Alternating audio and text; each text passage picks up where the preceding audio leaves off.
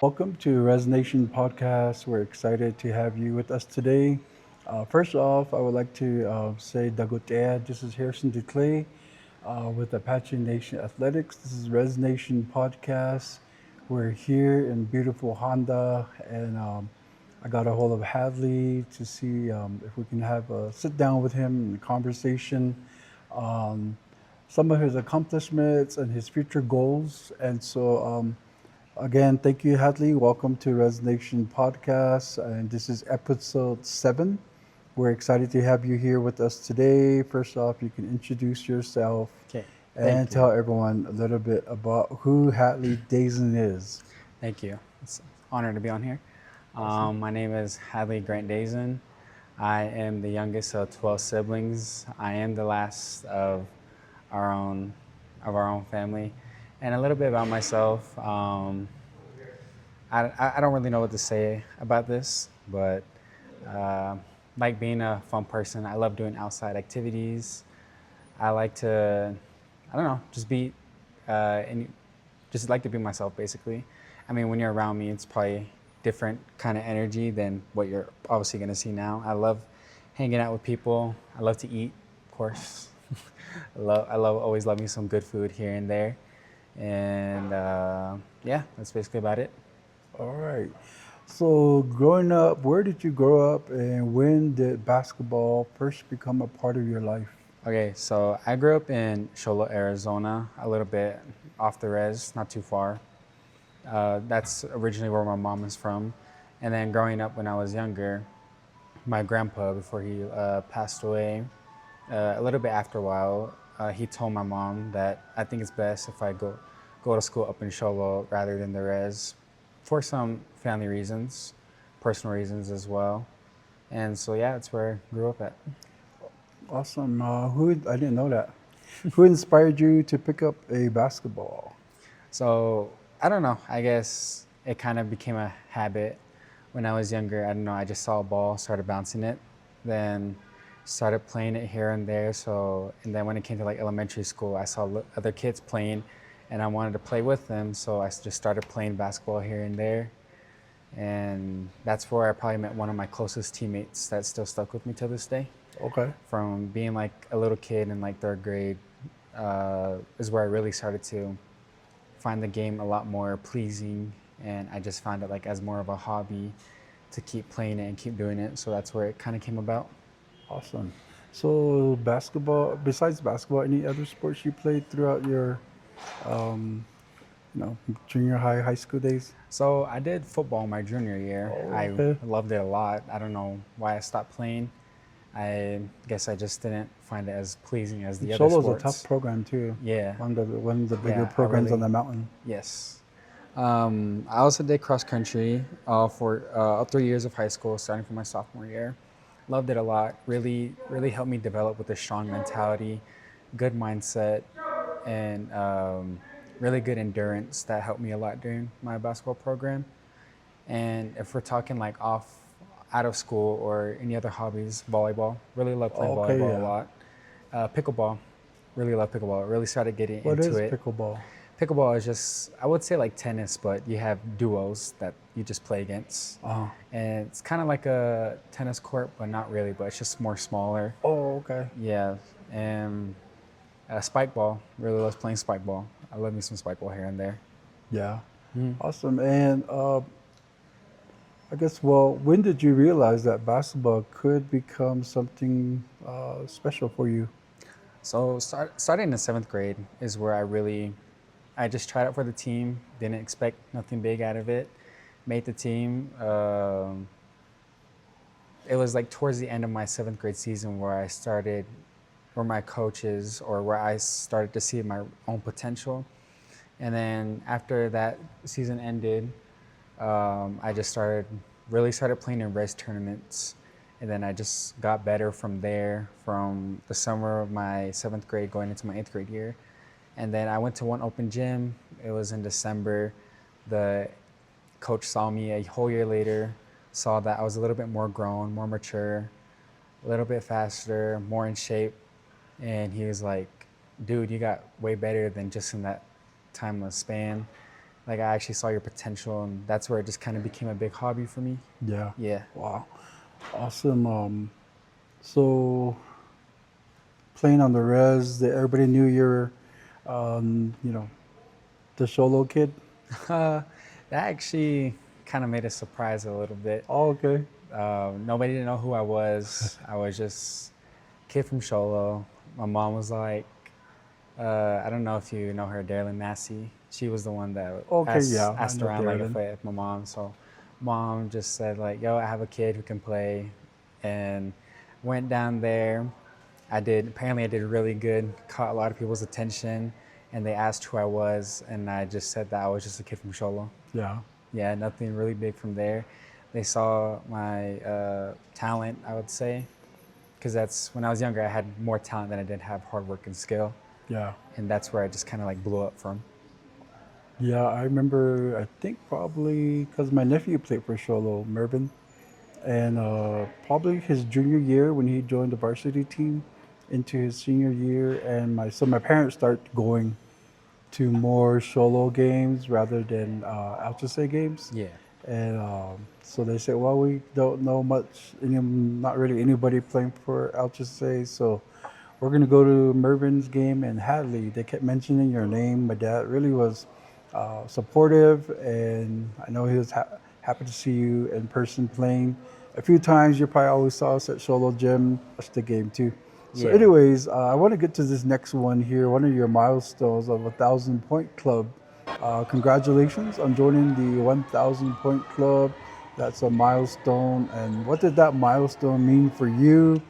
And So going into high school was really a big change from was being middle school ball obviously to high school. I kind of made a name a little bit for myself. It was like the first year for junior nationals, and I was like one of the players. They saw me out. I was one of the prospects. They saw me playing, and I don't know, from right then and there, I started working on it more and more and more. And then I was wanting to be a freshman on varsity, but didn't happen. So when I found out it didn't happen, I just kind of worked for my spot from there. So going from my freshman year to my sophomore year is where I really started exploring new things. I started seeing the game different in so many ways that rather than just doing the basic stuff I learned to expand my own knowledge and game from there to there. And like going into my junior year, I really evolved a lot from just shooting and just dribbling. I learned to score in many different ways, from going to jump shots, 3-pointers, getting to the rim. I learned to expand that more and more, and I didn't really expect to see myself this close away just from 1,000 points, just like that. Yeah. Walking into my senior year, and it was a game until it was after our tournament up in Show Low. One of the assistant coaches, his name is Dave Moore, really great guy, really helped me a lot.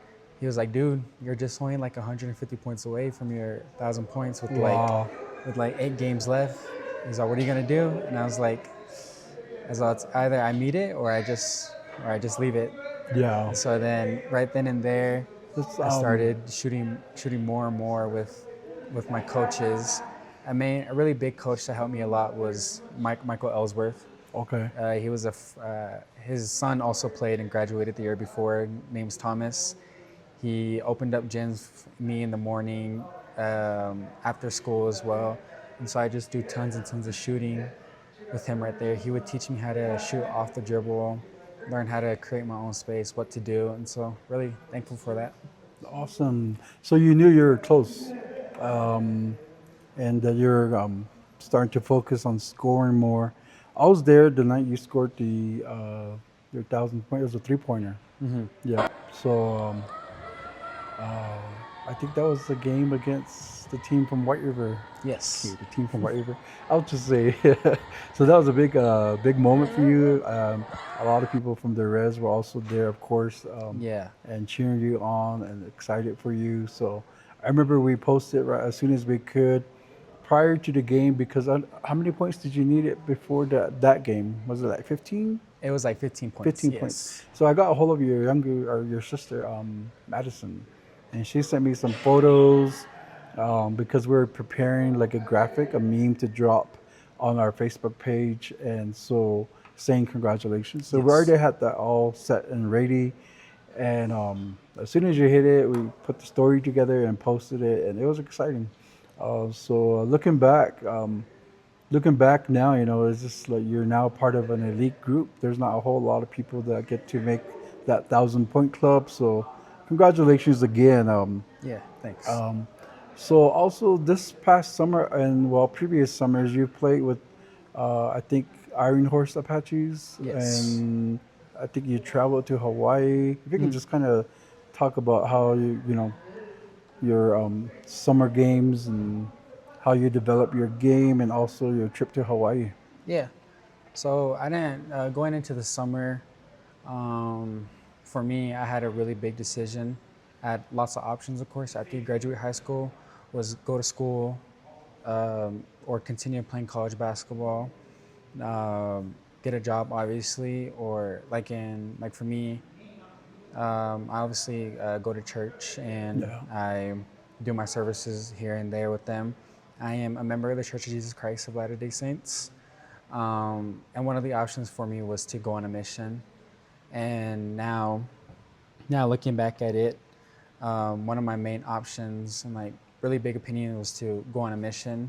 And I opened up that mission recommendation and back in April, and then once I got a call, this Dan Butterfield called my brother, and he walked into my room. He was like, "Yo, Dan Butterfield wants you to play for his team, and it's just a bunch of Apache kids." And I asked, and I wondered why he just called me. And then he's like, "I seen you play before. I seen your game. It's much different than others. It may look the same, but like if you view it from a whole different perspective, it's really different from what others see."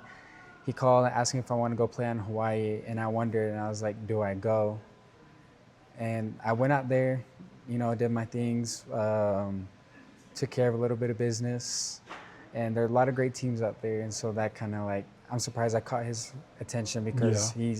he doesn't live up here. He lives down in the Oh valley, of yeah, he lives in course, the valley. and I guess I just caught his attention. And then playing with that group of boys is much different than what it is playing at Show Low. Yeah. Like those group of boys that I play with during the summer, Iron Horse, of course, they have lots of potential. Really, they can really make something out of themselves if they just keep having the right mindset and attitude and body Hmm. language. As long as they keep doing that, and that's what the one thing that Butterfield pointed out to me was that I didn't have an attitude, I didn't have bad body language. I just continued to play the game. Yep. And that's what I like to see out of a lot of people is that body language and attitude. If you fix that, the whole game will become different and you'll learn to play and play better to see your full potential. Yes. Yeah. Wow. So the one in Hawaii, was that a native tournament? Yeah. It That was was, yeah. okay. So what did you learn from playing against some of the best native athletes from across Indian country, not only in Hawaii, but I believe you guys played in the Natties? Did you play Yeah. Natties, Payastawa, and Nabi? Mhm. So you can just kind of go You go know, over those tournaments. playing in those native tournaments really teaches you that there's just not potential just from one res, that there's also potential from other reses, and that there's also other kids from reservations that have a lot of talent, of course, and that don't get fame or they don't get noticed right Yeah. away. And that it's just really awesome to see that kids my age or other reservation kids from my age really have potential to seek it, but they just don't have the fame. I think that's how a lot of people say there were like there's a lot of people that are really hidden gems, I would say. Yeah. That's so So true because I think for a while we have so many talented people from our area, but there's not a whole lot of recruiting going on. yes. And COVID had a lot to do with it as well. So there was a lot of potential with some boys and girls. And we're so thankful for the ones that did get a chance to get recruited or joined it. We had a story of one who did a walk on Yeah. and they made the team. And so um, I know you mentioned mission, going on a mission, and also so traveling. You did a lot of travel for basketball, so that probably has helped you prepare for Yeah, when you do go on mission. You don't have to yeah, be homesick. yeah. Of course, I still get a little bit of homesick even when I'm Oh yeah, for away. I mean, I wouldn't when you say go I to get wherever it. you get homesick for solo. Just kidding. No, I love my town. You would not hear a lot of people say that is that they love their town, but I learned to love my town because I learned to live, learned to seek my town at its fullest, Yeah, to see the good in people and to not just see the bad. That and then I also another thing like that got me through it was that it's always going to be there, and that oh yeah, it's always going to be home. There's nothing else. Like yeah, it's okay for you to see the world. So it's okay for you to travel and to see different things, and that I just know that it's always going to be there. yeah. It's never going to go anywhere else.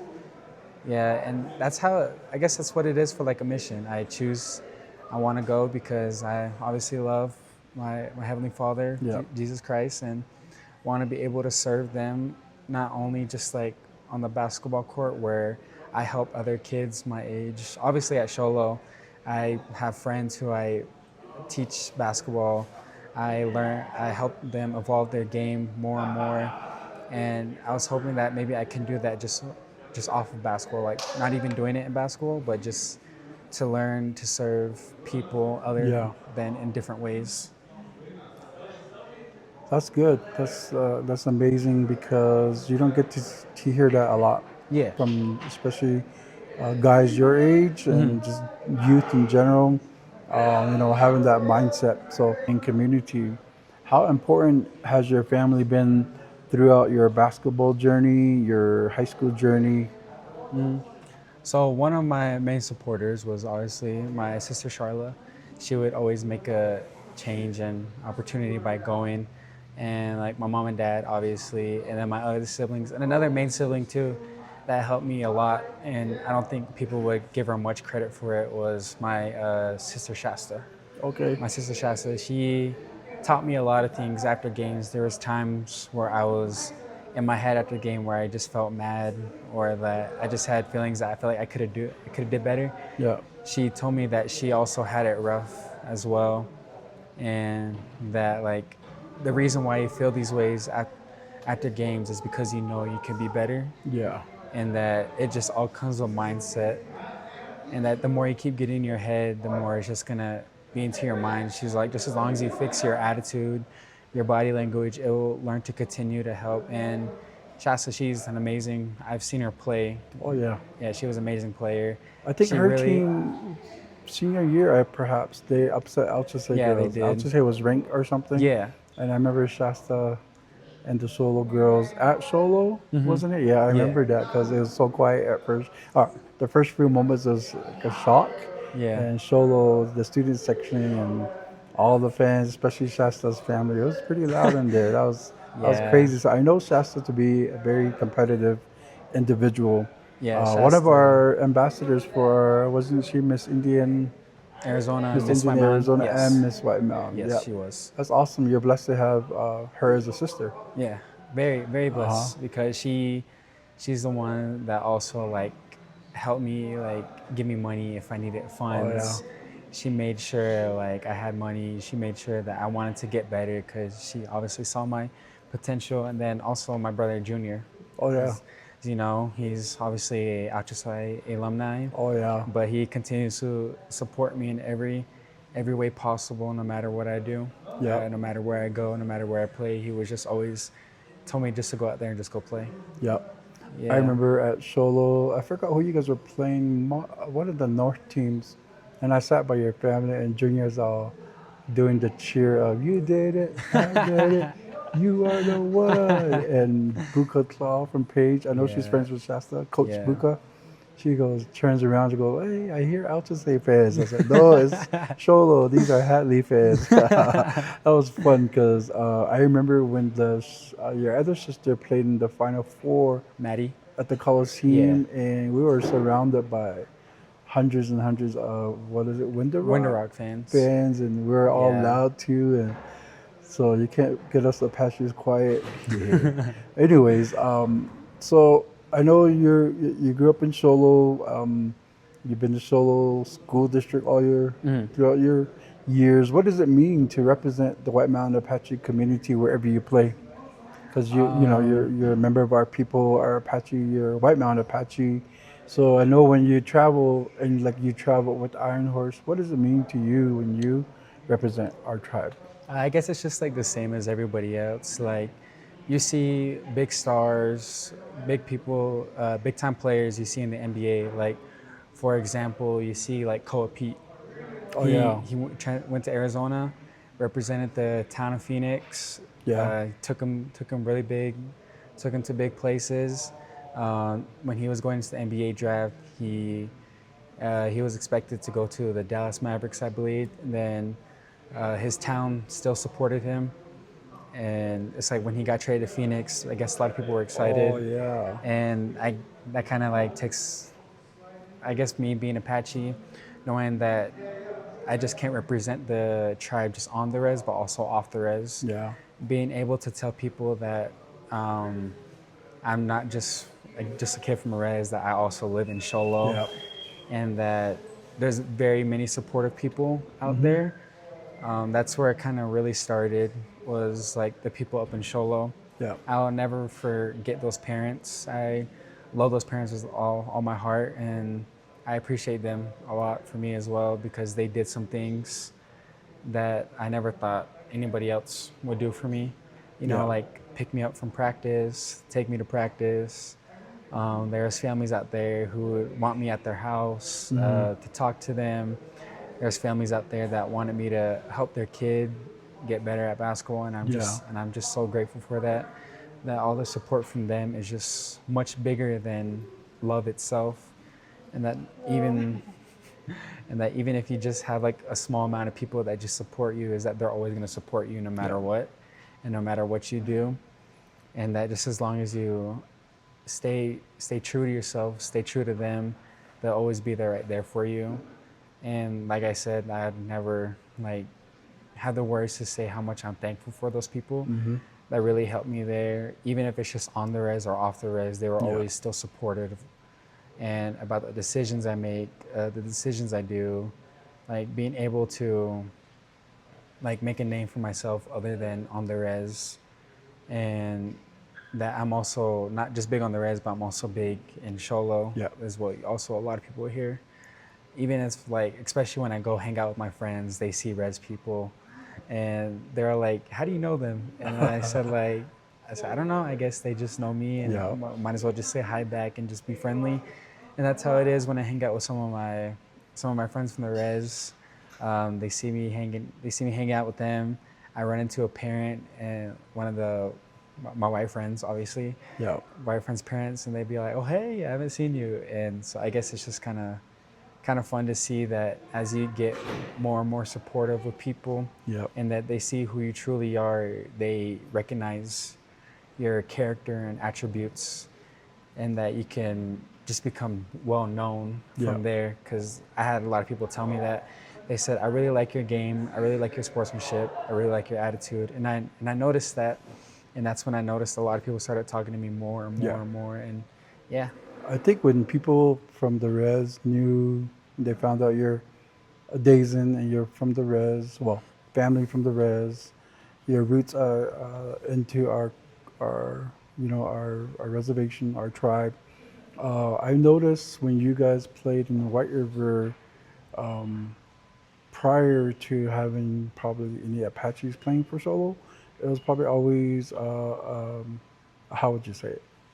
Not so friendly, but when you guys, there's three of you that played one year for Solo, it was very welcoming because once they introduced you guys, the whole place was cheering for you guys. That was pretty cool. Yeah. Yeah, and I don't know, I know you guys probably just block all that out, but you probably noticed that when you played in White River. So anyway, looking ahead, well, uh, back to a couple more things about your game. What have you learned about leadership over the years? So I would say going back to my junior year, I was so focused like on scoring, and that's probably where I got really closer and closer to my goal, and I didn't even realize it. Yeah. And walking into my senior year, I noticed that like I just can't worry about myself. I also got to worry about the young ones. Yeah. And that I just can't be selfish. And going in from my junior year to my summer, I had to learn to take care of the ball more. I had to learn to get my teammates open, and I had to learn that a lot of teamwork. And so I feel like that kind of slowed me down a little bit from being more on the aggressive side from scoring. But then I also learned that leadership is a much bigger responsibility rather than scoring itself. Yeah. And being able to take leadership, being able to teach everybody else, my grade, the grades below me, and the people above me, is that I guess a lot of people find that like amazing and like amusing, because not only am I teaching you, you're also learning new things Yeah. that come with much of a more mature mind, a mature mindset, learning that the game just doesn't evolve around scoring, but also it involves around your teammates, learning to pick them up when they're down, learning to keep them going, learning to not let them get in their head, learning Yep. to be calm, learning to let them know that, like, yeah, I'm also your teammate, but I'm also your captain. And what comes with captain is a lot of leadership, learning to pick up your teammates. And that's where I figured that, like, these young ones have to know that they need a leader rather than just a teammate, a Yep. teammate that can score, or that there's many ways you can score other than just me having the ball. But when I pass it to you, obviously you can show your talent as well, rather than just like having me kind of take care of it. Yeah. And so when becoming a leader, you're teaching the young ones many things. They look up to you as like an older brother, I would say. Yeah. And I learned to teach them new things. Like, it's okay if you mess up. Like, don't bother looking back on your mistake. Look forward. Like, the only reason why you're making mistakes is because you're getting better. Yeah. I mean, unless if you just keep doing it over and over. But Yeah. I mean, just as long as you keep practicing on yourself to learn to become better, the mistakes you make is just gonna help you lead to something bigger. Yeah. Yeah. Thank you. Thank you for sharing that. And how do you stay mentally focused during big games? I guess that, like, it's just like every other game. Every team is gonna come play regardless, and so obviously you have to show them that you just can't back down. That you just have to put on a fight. Like, you really have to showcase your skills, your hard work, to let them know that it's not just yourself.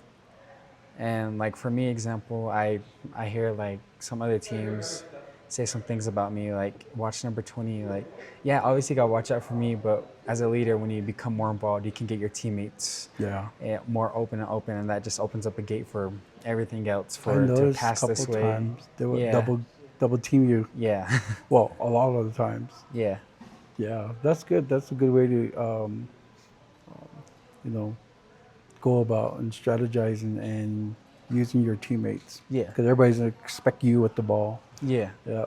What's the most memorable game you've had throughout your whole high school career? I actually have a few. My Yeah, freshman you year, can talk about them. my freshman year, we played against Blue Ridge. Oh We yeah, one of your won in- rivals. won in overtime. It was our freshman team versus their freshman team. Uh-huh. Won in overtime. That was amazing.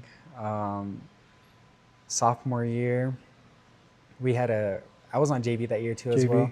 We had a really good squad. We played against Winslow. I think we went in 2 overtimes with them. Ended up beating them. Home court or home game? It was over At Winslow? Oh wow. at Winslow, and we went 17-0 right there. Wow. Winslow's a tough place to Yeah. play too. Yeah, we went 17-0 there, and then when I was on varsity my sophomore year as well, Snowflake. We beat Snowflake at our home court. Okay, good. Beat them by 2. Because that's kind of like a rival, I would say. Other coaches will tell you that Blue Ridge is our rival, but I think when it comes to us, it's like Snowflake doesn't like us. Yeah.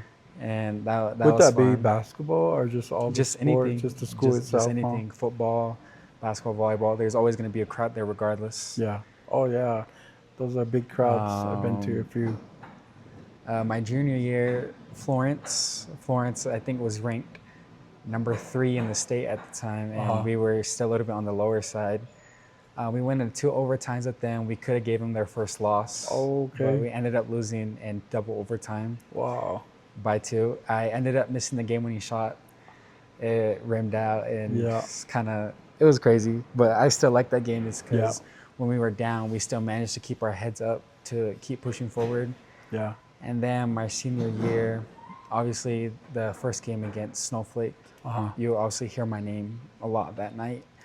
That was kind of a memorable game because prior to that game, a lot of things happened beforehand and after the game, and that's where kind of like where a lot of leadership took big responsibilities. Yeah. Yes. Oh, wow. Well, I just think probably a lot of people didn't get a chance to hear that or know that part. Yeah. So all these memorable games. So what's something basketball has taught you that you'll use for the rest of your life? And I think that basketball has taught me that my coach Ellsworth explained and that Suber explained is that like when you go out there in basketball, it's like the same as going into like adulthood. You're just gonna go out there and do your thing. I mean, there's obviously gonna be calls and other things that's not gonna go your way, but you have to end up living with it because it's always gonna be like that for the rest of your life. And that basketball was just a small habit of me getting used to of like adulthood. Yeah. Was like the training, for example, like you're just gonna keep working. Like the shootings and practices are like the things like you work on yourself over time as you become an adult. And like being coached by Coach Ellsworth was really an honor because I love that dude a lot. He is one of my favorite parents. I love a lot. He always yelled at me, for sure. But then coming into basketball, he taught me that leadership and responsibility starts with mastering the small habits. Yeah. Like learning to take care of yourself, learning to like keep yourself in good shape, learning to do this because you're just going to end up doing that for the rest of your life. And that obviously we're just going to keep working, and like playing basketball has taught me to be more mature, to learn to take care of myself in different ways, and learn to look at things from a different mindset. Is that there's always going to be like bad games, for example, there's always going to be bad days. Yeah. And that there's always going to be mistakes making. And when you make those small mistakes, it's always going to either lead to big things or smaller things, depending the way on how you take it. Yeah. Good, thank you. So I guess just off topic, how do you think the boys, Show Low boys, will be this coming year? It's gonna be different without you on the court. Obviously a lot of difference when you see like me and my teammate Mason Bigos, for example. Oh yeah. Yes. That's the one who's been stuck with me since third grade. That's the friend you were talking about. Yes. Okay. Yes, absolutely love that guy. That dude always stuck with me, played their basketball, always right there by my side. Going into this season, they surprised me a lot. Yeah. Obviously, even at practices, I'd see them do something that I never see them. Yeah. Never thought I'd see them do. They just do it. So those guys managed to surprise me. And over the summer, back in June, I went to one of their tournaments in St. John's, and I watched their game, and they surprised me a lot with how much chemistry they built over just the time. Yeah. When I left, and I ended up coaching one of their games. Oh, okay. And so they really I would say they kind of like my coaching a lot because I learned to teach them new things and new stuff from what I know, but knowing that they can just stick with their own habit, that they can just keep it for themselves. Yeah. Yeah. And AIA made this, created new, they did some realignments, and I'm just looking here. They did? There I saw is that. now the 3A North consists of 3 of the East teams going up north. That's Altusay, Chinle, Ganado, Holbrook, Monument Valley, Page, Tuba City, Window Rock, Winslow, pretty much all Rez teams. Big conference. Big conference there. And then I see that Show Low is now in the conference 3A Metro Mountain. There's 9 teams. There's American Leadership Academy, one of the branches. There's Blue Ridge, Gilbert Christian, Northwest Christian, Payson, Seton Catholic Prep, Show Low, Snowflake, and Valley Christian. That should be a very tough conference. Yeah, Yeah. it's obviously going to be a very tough conference because you Seton got Catholics will be coming Yeah. back. yeah, because obviously you got Valley Christian who's just based Oh off yeah, they've been recruitment winning state. kids, and they've like been like on 5 consecutive state runs. Yeah.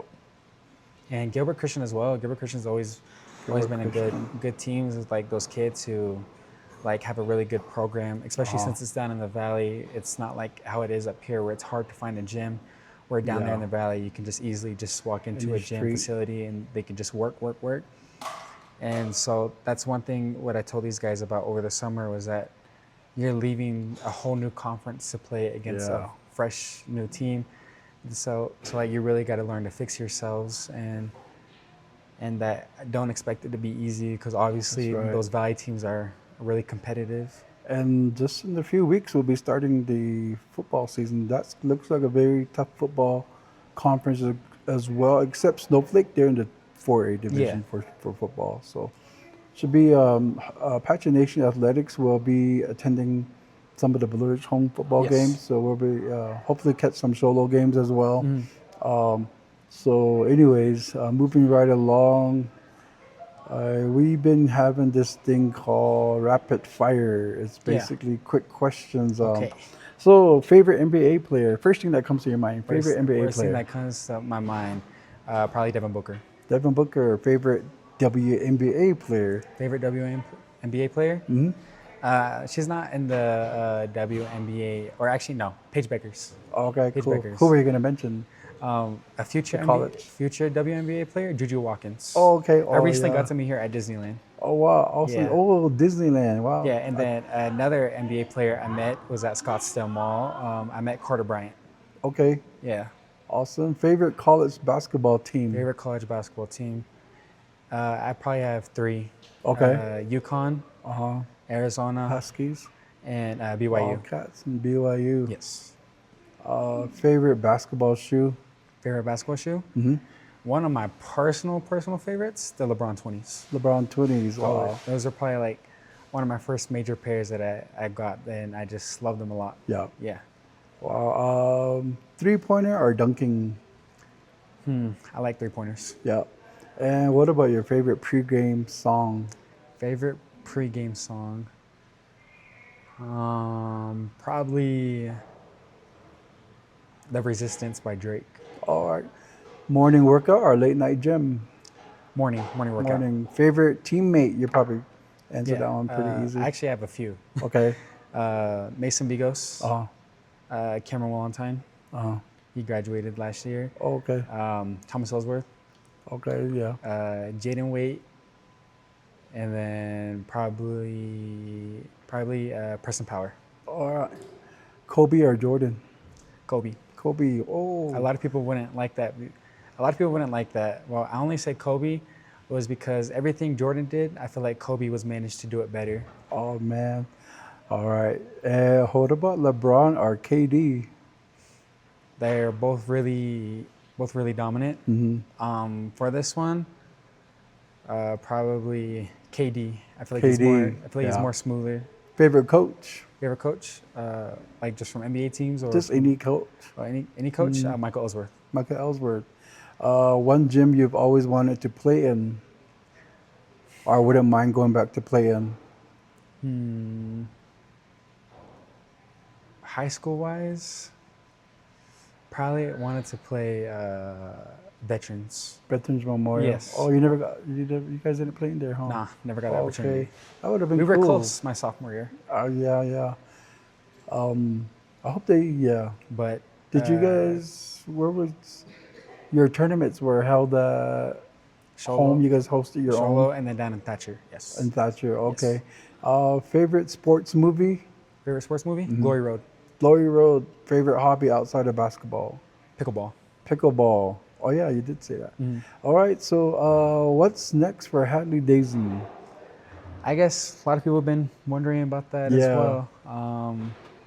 I do want to still play college ball, but I think the mission calls my name more and more because without all this, nothing would be possible without Heavenly Father, obviously.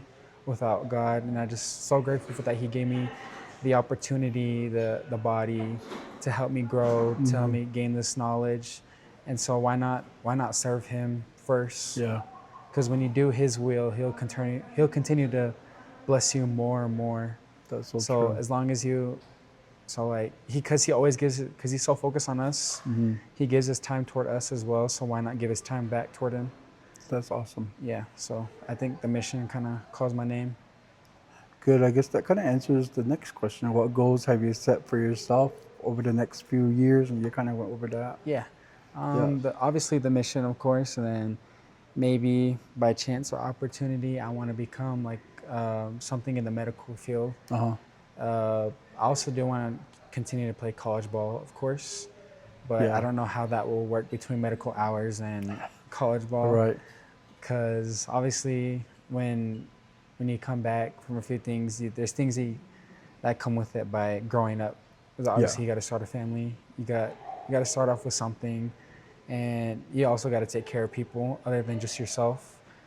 And for other people, you also learn to make money. There's obviously going to be hard days. There's things that you obviously have to sacrifice for the greater good. Yeah. And so, yeah, so probably something that'll, obviously in medical field though, I want to become that. Wow, very well spoken, Hadley. Again, thank you for taking the time to sit down with normally I would say us. Well, I guess it's still us. My camera guy and the guy who's been doing our interviews. He had Yeah. to take a break today, so Yeah. thank you for being with No, us I here get on the it. Rez Nation Podcast.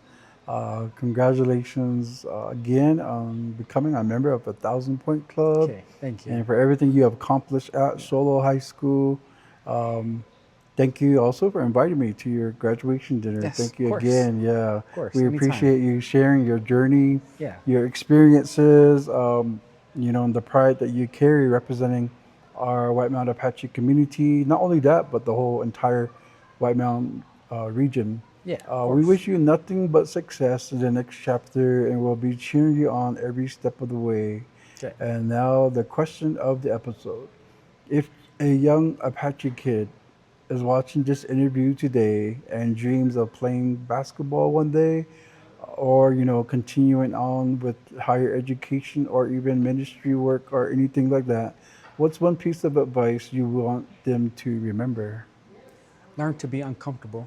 Learn to be uncomfortable. Yes, because once you master the small habits of learning to be uncomfortable, you're going to be comfortable in many ways. And I think that's what a lot of res kids don't. I don't want to put them down or put down anything like that. But once you go into the big world, the adulthood, and you grow up more and more, is that you're going to have to learn to be uncomfortable. You're going to have to Yep. learn to do things by yourself that you have to do, and that there's things that you have to learn.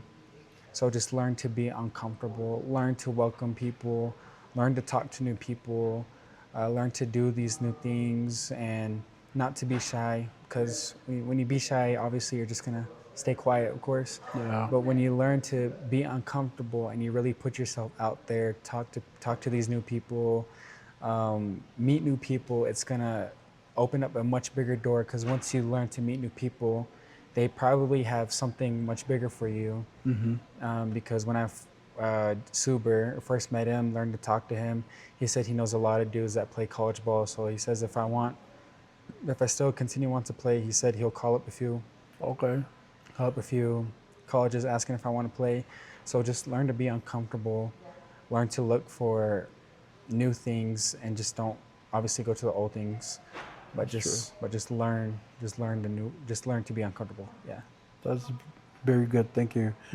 To everyone watching, again, thank you for supporting Rez Nation Podcast presented by Apache Nation Athletics.